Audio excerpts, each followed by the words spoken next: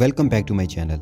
दोस्तों, आज मैं आपके लिए एक और डिफरेंट साइ-फाई मूवी लेकर आया हूँ जिसकी कहानी आपका दिमाग घुमा देगी, क्योंकि इस कहानी में एलेक्स बहुत ही एडवांस 4 डायमेंशंस के एलियन से गलती से कांटेक्ट कर बैठता है। उसके बाद एलेक्स के साथ बहुत अजीब होने लगता है। वो अपने आप को अपने सामने मरा हुआ देखता है और भी बहुत कुछ। और ये एलियन या दूसरी अनजान दुनिया के लोग जमीन के लोगों की जिंदगियों में इंटरफेयर करना चाहते हैं, उन्हें बदलना चाहते हैं, लेकिन जब तक इंसान न चाहें वो बेबस थे। इसलिए अब वो इंसानों को ही यूज करने वाले थे कि वो इंसानों के जरिए इंसानों की जिंदगियों को कंट्रोल कर सकें। तो क्या एलेक्स इस मुसीबत से बच पाएगा? क्या इंसान एलियन से जान छुड़ा पाएंगे या एलियन इस दुनिया पर कब्जा कर लेंगे? ये सब जानने के लिए आपको इस कहानी को आखिर तक सुनना होगा। अगर आपको मेरी वीडियोस पसंद आ रही हैं तो लाइक और कमेंट करके जरूर बताएं और सब्सक्राइब वाला बटन भी दबा दें। मूवी शुरू होती है तो हम देखते हैं कि कुछ साइंटिस्ट को एक अजीब व गरीब एलियन डिवाइस मिलता है जो कि किसी दूसरी डायमेंशन से है। एक ऐसा डायमेंशन जहां टाइम और रियलिटी काफी अलग तरह से काम करते हैं। हमारी दुनिया से वो काफी ज्यादा डिफरेंट है। उनका ख्याल था कि इस एलियन डायमेंशन को समझकर जमीन को वर्ल्ड वॉर 3 में खत्म होने से बचाया जा सकता है।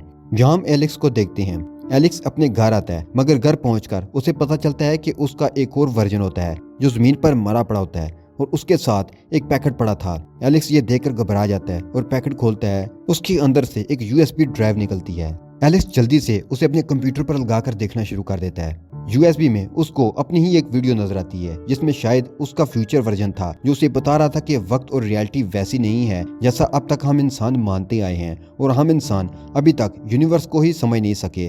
और फिर वो कहानी शुरू से बताने लगता है, जहाँ एक सुबह एलेक्स के घर रेबिका आती है। दरअसल रेबिका प्राइवेट साइंस कंपनी की तरफ से यहाँ आती है, जो कि एलेक्स को बताती है कि उनके पास एलेक्स के लिए एक काम है जिसके बदले में एलेक्स को बहुत सारे पैसे मिलेंगे। और वो काम के बारे में तभी बताएगी जब वो कॉन्ट्रैक्ट पर साइन करेगा कि वो जो भी काम करेगा उसे बाहर डिस्कस नहीं करेगा। और इस कॉन्ट्रैक्ट पर साइन करने के लिए रेबिका एलेक्स को एक बहुत बड़ा चेक भी देती है। अब एलेक्स उसके लिए मान जाता है। यहाँ पर रेबिका बताना शुरू करती है कि दरअसल उनके पास एक एलियन डिवाइस है जिसमें एलियन जुबान में कुछ कोड लिखे हुए हैं। एलेक्स को इन कोड्स को डिकोड करना है और ये समझना है कि एलियंस हमसे क्या कहना चाहते हैं। वो एलेक्स के पास इसलिए आए हैं क्योंकि एलेक्स दुनिया का सबसे अच्छा कोडर है जो किसी भी इनक्रिप्टेड पैगाम को आसानी से डिकोड कर लेता है। मगर अभी एलेक्स को कैंसर डिटेक्ट होता है और वो जल्दी मरने वाला है। तो एलेक्स शुरू में ये काम करने में झिझक रहा था क्योंकि पता नहीं उसमें कितना वक्त लगने वाला है और वो तो वैसे भी जल्दी मर जाएगा। मगर रेबिका उससे कहती है कि ये मामला बहुत ही सीरियस है।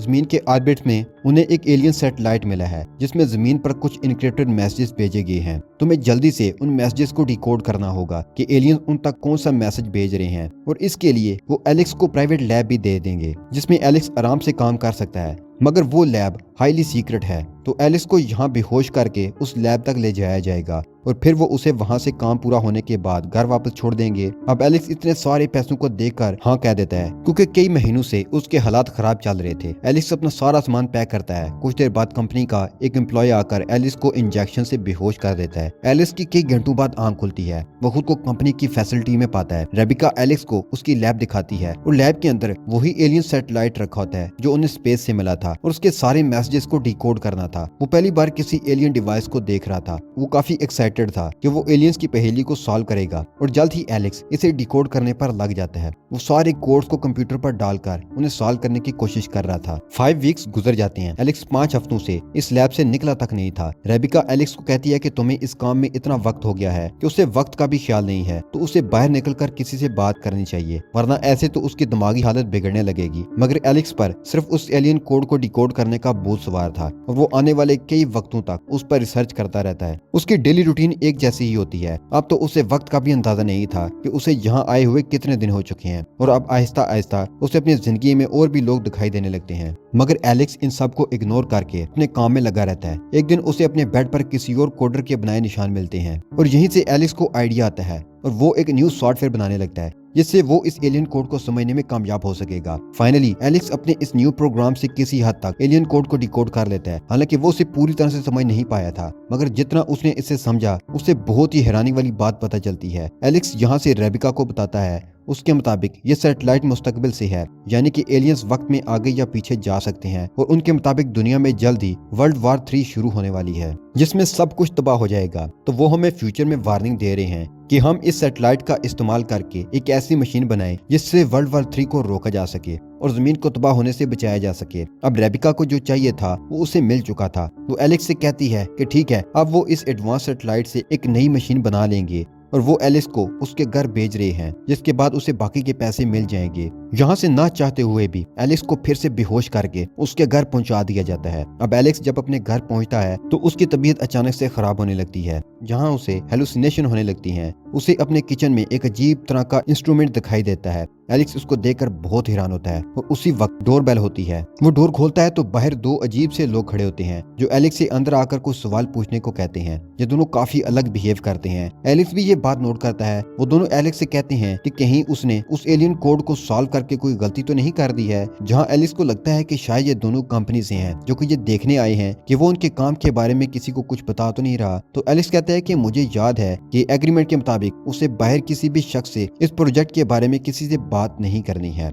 अब एलेक्स को लगता है कि जब से ये दोनों उसके पास आए हैं उसके सर में तेज दर्द हो रहा है, तो वो उन्हें यहाँ से जाने को कहता है। अब एलेक्स सोचता है कि उसे इस एलियन कोड को नए सिरे से डिकोड करना चाहिए। वो अपने घर पर ही अपने लैपटॉप से ही बिना रेबिका को बताए कोड को फिर से डिकोड करने लगता है। ये सोच करके शायद पहली बार उससे कोई गलती तो नहीं हो गई थी, मगर अब रात होते ही कई अजीब हादसे होने लगते हैं। जहाँ उसे अक्सर कोई इंसान सूट में दिखाई देता है जो बार बार रियलिटी से हट रहा था और उसका चेहरा भी साफ नहीं था। एलेक्स यहाँ समझ नहीं पा रहा था कि अचानक उस लैब से आने के बाद उसके साथ ये सब क्या हो रहा है। सुबह होते ही रेबिका फिर से एलेक्स से मिलने आती है। एलेक्स रेबिका को सब बताता है कि उसके साथ क्या हो रहा है और कल दो अजीब आदमी उससे मिलने आए थे, क्या वो उस कंपनी से थे। रेबिका कहती है कि उसकी कंपनी से उससे मिलने कोई भी नहीं आया और एलेक्स को चूंकि कैंसर है तो उसे इस सब का वहम हो रहा है। जहाँ से एलेक्स आगे कहता है कि उसने घर आने पर भी उस एलियन सैटेलाइट के डाटा को डिकोड करने का फैसला किया है और उससे उसको पता चला कि जो एलियंस उनसे राब्ता कर रहे हैं वो 4 डायमेंशन से हैं, ऐसा डायमेंशन जहाँ वक्त अलग तरीके से काम करता है, इसलिए वो इस मैसेज को फ्यूचर से यहाँ पास्ट में भेज पाए हैं। रेबिका एलेक्स से कहती है कि तुम्हें अब उस मैसेज को और डिकोड करने की जरूरत नहीं है और उसे यहीं रुक जाना चाहिए। एलेक्स एक और वर्जन में अपनी बॉडी को दफना देता है और फिर आगे की रिकॉर्डिंग देखने लगता है जिसमें उसका फ्यूचर वर्जन बता रहा था। क्योंकि रेबिका ने प्रोजेक्ट पर आगे काम करने से रोक दिया था तो उसने खुद से आगे जाने की सोची और खुद से पहले जो उस लैब में काम करती थी उस कोडर का एड्रेस निकालकर उससे मिलने पहुंचा। उस लड़की का नाम बेथ था। जहां एलेक्स उसे सब बताता है कि मैंने तुम्हारे बेड पर से निशानात देखे थे और वहां से आने के बाद उसे अजीब तरह के वहम हो रहे हैं। क्या उसके साथ भी यही हुआ है?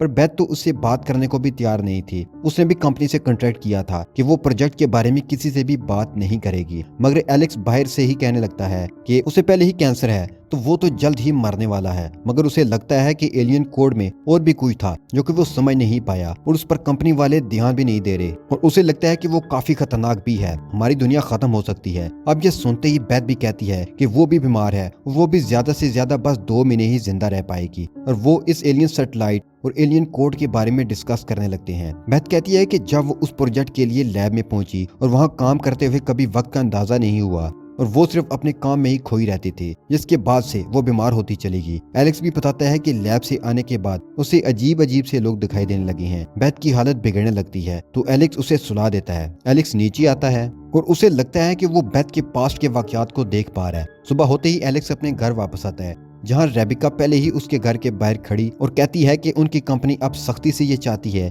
कि एलेक्स इस प्रोजेक्ट को छोड़ दे और इस बारे में कोई और रिसर्च ना करें। एलेक्स अंदर जाकर देखता है कि कंपनी वाले उसके सारे कंप्यूटर्स और सारा डेटा उठाकर ले गए हैं ताकि वो इस एलियन मैसेज को और डिकोड ना करे। रात होते ही बेथ वहां आ जाती है और एलेक्स से कहती है कि जब उसने दोबारा से इस एलियन कोड को सॉल्व किया तो उसे कुछ अलग ही पता चला। वो अपनी रिसर्च भी एलेक्स को दिखाती है जिससे उन्हें पता चलता है कि जो सैटेलाइट उन्होंने लैब में देखा था और प्राइवेट कंपनी वाले जिस सैटेलाइट की मदद से एक नई मशीन बना रहे हैं वो इतनी पावरफुल होने वाली है कि वो पूरे प्लेनेट को तबाह कर सके। और यहाँ से एलेक्स को एहसास होता है कि शायद उसने इस एलियन कोड को गलत समझ लिया था। उसे लगा था कि वो सैटेलाइट वर्ल्ड वॉर 3 को रोकने के लिए भेजी गई है, मगर शायद उसी की वजह से वर्ल्ड वॉर 3 शुरू होगी जिसके बाद पूरी दुनिया एक न्यूक्लियर जंग में तबाह हो जाएगी। मगर कंपनी ने पहले ही सैटेलाइट की मदद से वो मशीन बना ली है। अब सुबह होते ही रेबिका एलेक्स के घर आती है और कहती है कि एलेक्स और बेथ को कोई वहम नहीं हो रहे हैं। जो कुछ उन्हें दिखाई दे रहा है वो आसपास के स्पेस टाइम के बिखरने की वजह से हो रहा है, इसलिए वो अपने माजी और फ्यूचर के वाकयात को देख पा रहे हैं और ये सब कुछ उनके उस सैटेलाइट के पास जाने से हुआ है। और वो कहती है कि मजीद इंफॉर्मेशन जानने के लिए उन्हें मिलर नाम के एक आदमी के पास जाना होगा,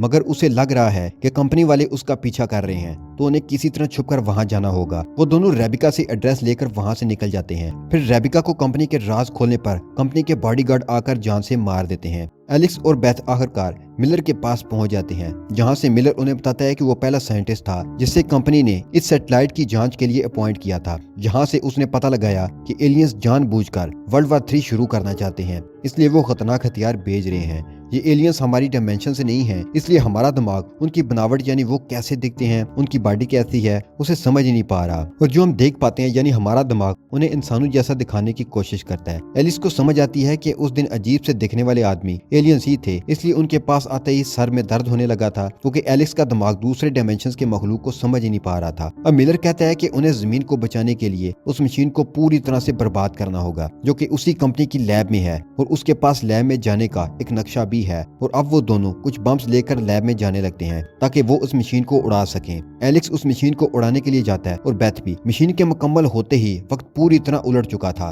बेथ जब भी उस सैटेलाइट के पास उसे उड़ाने की सोचती, वो खुद को फिर से कुछ सेकंड पहले के वक्त में पाती, यानी वो चाहकर भी उस सैटेलाइट को तबाह नहीं कर सकती, या फिर एलियन उसे कभी करने ही नहीं देंगे। एलेक्स को मशीन तबाह करने से पहले ही एक एलियन अपने साथ फोर्थ डायमेंशन में ले जाता है, क्योंकि एलेक्स का दिमाग इस डायमेंशन में कभी आया ही नहीं, इसलिए यहाँ जो कुछ भी हो रहा था एलिस का दिमाग उसे अपने हिसाब से दिखाता है। यहाँ वो एलियन कहता है कि वो बस देखना चाहते थे कि इंसान थर्ड डायमेंशन में कैसे रहते हैं, कैसे वो अपना पूरा वक्त एक लीनियर टाइमलाइन में गुजार देते हैं, जहाँ उन्हें मुस्तकबिल का कुछ भी पता नहीं होता। उनका सारा वक्त मुस्तकबिल की फिक्र में गुजर जाता है, जहाँ उनके इस फोर्थ डायमेंशन में सिर्फ उसी पल में जीते हैं और उन्हें पास्ट और फ्यूचर का कुछ भी नहीं पता होता, बल्कि हम लोग फोर्थ डायमेंशन में सिर्फ उसी पल में जीते हैं और हमें पास्ट और फ्यूचर का पहले ही पता होता है, जहाँ वो कभी भी किसी भी टाइमलाइन में जा सकते हैं। एलेक्स कहता है कि वो देखना चाहते हैं कि अगर वो एलिस को वक्त में पीछे भेज दें तो वो क्या बदलना चाहेगा, ये जानते हुए भी कि वो एलियंस को हरा नहीं सकता। अब एलेक्स खुद को कई महीने पहले पाता है, जहां उसका पास्ट वर्जन घर से बाहर गया था। यहाँ वो अपने पास्ट वर्जन के लिए वीडियो बनाने लगता है, और चूंकि वो अभी भी दूसरी डायमेंशन से आया था तो वो रेडिएशन से मारा जाता है। यही सीन हमने कहानी के शुरू में देखा था। अब एलेक्स वीडियो में कहता है कि काश वो कंपनी के कहने पर भी उस एलियन कोड को डिकोड करने नहीं जाता, क्योंकि वो कुछ भी करके एलियन को हरा नहीं सकते, और इसीलिए उसे ये सब बुलाकर बेथ से मिलने जाना चाहिए, ताकि इस बार वो अपनी बची हुई जिंदगी बेथ के साथ एंजॉय कर सके। क्योंकि एलियंस जो पहले ही हमसे बहुत पावरफुल हैं कि वो जो चाहेंगे वो तो होकर ही रहेगा। और इसी डार्क एंडिंग के साथ कहानी खत्म हो जाती है।